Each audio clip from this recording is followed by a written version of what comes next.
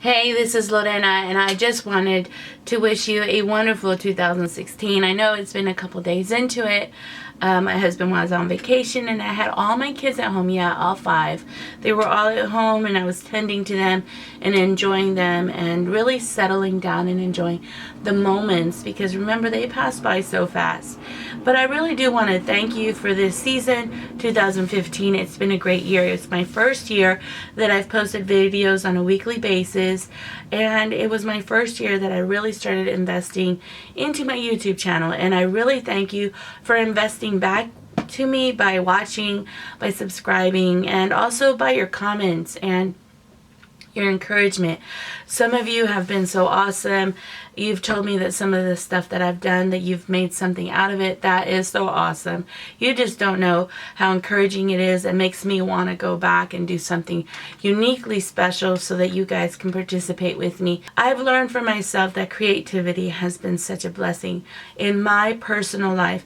Some people ask me why I don't charge more for my work, because I feel sometimes when I do something I already got paid, because I got to do it. I got to see if I could do it. So I thank you for watching with me. I thank you for everything, your subscriptions, your comments, and especially for allowing me to be part of your life, meaning you are taking time out of your day to watch what I have to show. And I thank you for watching. It's awesome. So anyhow, I wanted to do a giveaway, and it's coming up, so be watching for it. I want to do a giveaway for those for hitting 1,000 subscribers, and I think what I'm going to do is do a giveaway based on some of the projects that I've done, like rulers or patterns or stuff like that. And I hope you guys are okay with that kind of giveaway. So it's coming up soon. I already got like 3 things for the giveaway, but I still need to get a couple things that I want to give away. And so just be patient with me. It's coming. And I just really do thank you for your subscription and watching and all of that that comes with YouTube. But since I'm here, I wanted to do a tutorial with my puppy. Now, I'm going to bring her up. She's a little bit nervous. She didn't like the camera. She's a little bit camera shy. I did this jacket for her. It's a little bit cold out here in Texas. The weather's changed. It's not, like what we normally have. And so I decided to make her this jacket. The jacket she had, she kind of ruined. She kind of ran it through a mess. So what I'm going to share with you is how I measured. I measured from the back of the neck all the way as long as I wanted, and I also measured around her body and around her neck. And what I did is I just did a basic tracing paper template, almost like a pattern for myself, and then I created the real pattern. Now this is so easy. Anybody can do it if you know how to sew.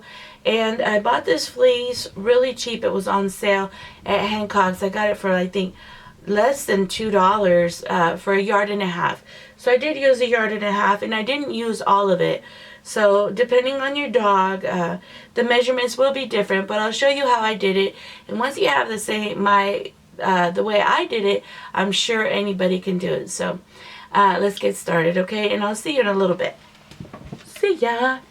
Okay, so let's get started. You are going to need some fleece fabric.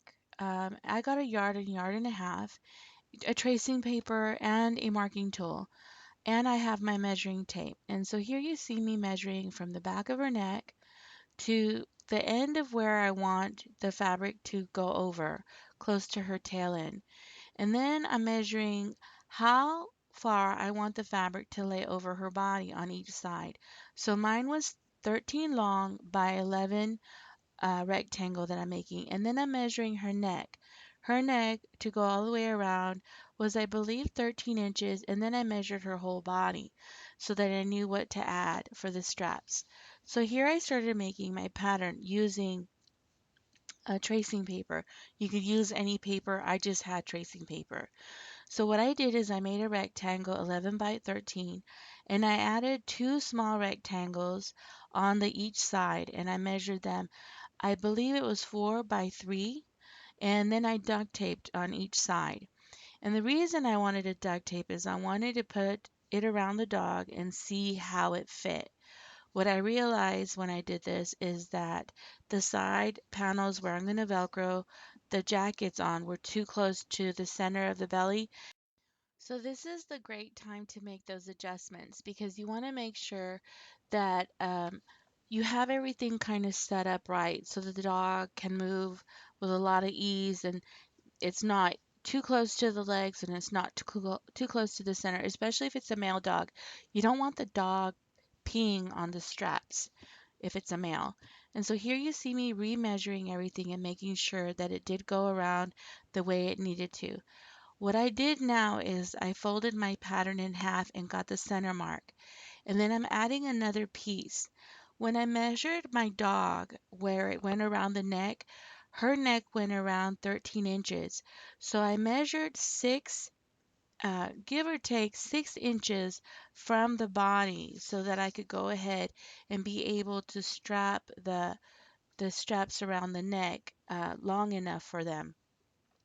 Here I just made a U so it would go around the body. It's not real technical at this time. I was just trying to kind of make a little design.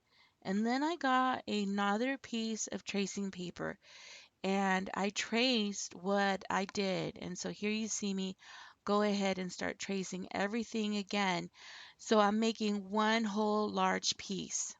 So here you see me tracing everything that I just made, and it doesn't have to be perfect. What you are seeing me do is just following the pattern that I created with all those different pieces. And I'm going to go ahead and go over the whole thing I'm going to go ahead and fold my paper in half in a minute. And here you just see me where I kind of went off and I folded my paper in half and then I'm only doing one cut going around. In this way, you get everything perfectly the same on both sides. And so you see me cutting the fabric, or sorry, the paper.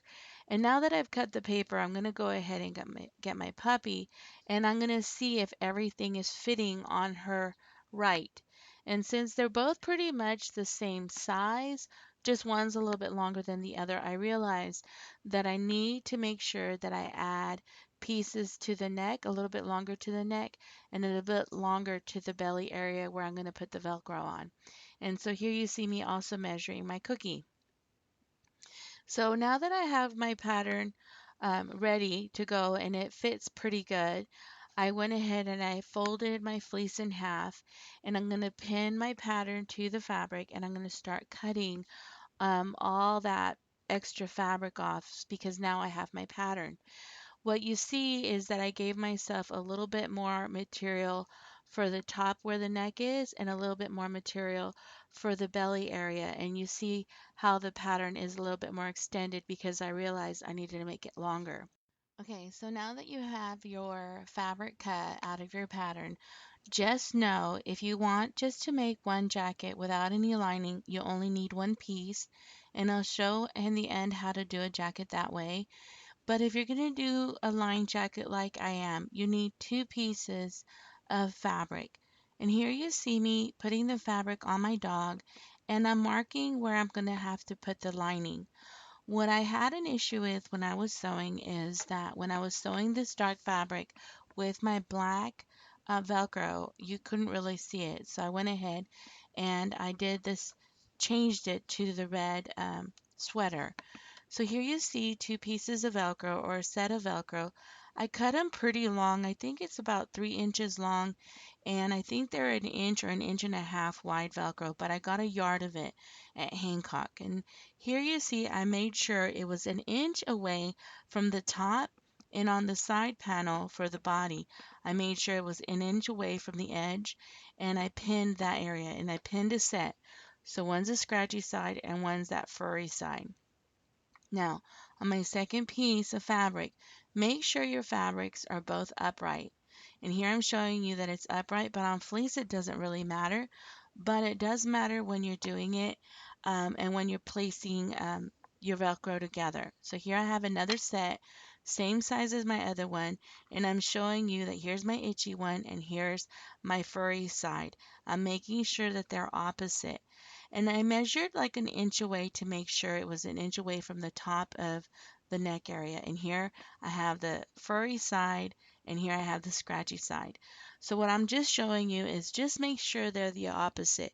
And if you want one side to both have the furry side and the other side of the jacket to have that scratchy side, that's fine. I just found that separating the two pieces and putting on one side was a lot better. So now we're going to go to the sewing machine and we're going to sew that Velcro down. When you're sewing the Velcro down, make sure you sew all the way around, and inside the Velcro, make sure you make an X. So you are going to sew on top of the Velcro, and the reason you want to do that, it gives it a lot more stability, and the Velcro will not tear off your fabric. So here you see me showing you that I have both pieces on one side sewn, and here on the other side of the jacket, which is going to be the inside of the jacket, I have the opposite, and here you saw me tack it together so that you know what I did.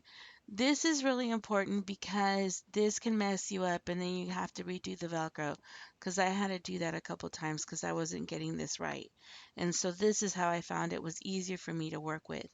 And so here you see that on the opposite neck area and leg areas, you should have Velcro on each side on the opposite fabrics. And I pinned everything, and I'm making sure I'm giving myself an opening at the bottom, and I'm sewing all the way around. And here you see me not sew all the way to the bottom, and I'm going to go ahead and trim everything off and any excess fabric, but don't get too close to your seam or you're going to have to resew again. Now I'm going to turn the jacket right side out, and I'm pushing those corner areas. Now after I've done that, I went ahead and I got the jacket and I put it on the dogs, my puppy Cookie, to see if it fit her really well. Now by this point, she wasn't as nervous and she really started being a little bit more patient. So my dogs are a little bit more fidgety or temperamental, but she after a while kind of liked me paying a lot of attention to her. And here you see her just sitting there tolerating me tugging. And here I'm showing you that the opening was still open. And in a minute, we're going to go to the sewing machine and we're going to sew all the way around a fourth of a seam all the way around the jacket. And this is what's going to close that bottom opening. So here you see me on the sewing machine and I'm going all the way around. Just know that on all your little corners, your little corner areas, you can get a needle and pull them out. So now your jacket is being sewn all the way around, and just make sure that you close that opening. And here I have it completely done. This is where you see how the Velcro straps on it. So in a minute, I'm going to also show you what it is to do just one piece of fabric of fleece. And I'm going to go to the instructions. The neat thing about the fleece is you don't have to even hem it. Fleece doesn't fray, but just make sure that when you cut your pattern that your cutting is a lot better than the way I had mine. And here I have the piece of fleece, and on one side I sewed the Velcro, and on the opposite side of one fabric I sewed the other side of the Velcro on the neck and the back. It is better to show you in the picture of the red jacket. Imagine the red jacket here just being one piece of fabric. I have one side of Velcro on one side, on the top or the bottom, and on the back side of the fabric, imagine if it's just one, I have the opposite Velcro. And you can also do this without having any lining at all or having to do any hemming.